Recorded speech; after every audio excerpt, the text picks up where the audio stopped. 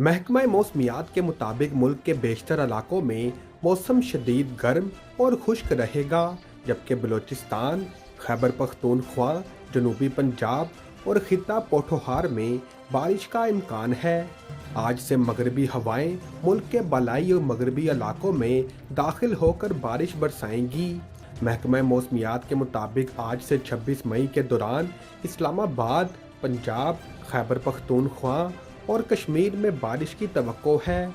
महकमा मौसमियात के मुताबिक बलूचिस्तान में भी तेज़ हवाएं चलने के साथ बारिश का इम्कान है। इस्लामाबाद में चंद मकामात पर गरज चमक के साथ बारिश का इम्कान जाहिर किया गया है।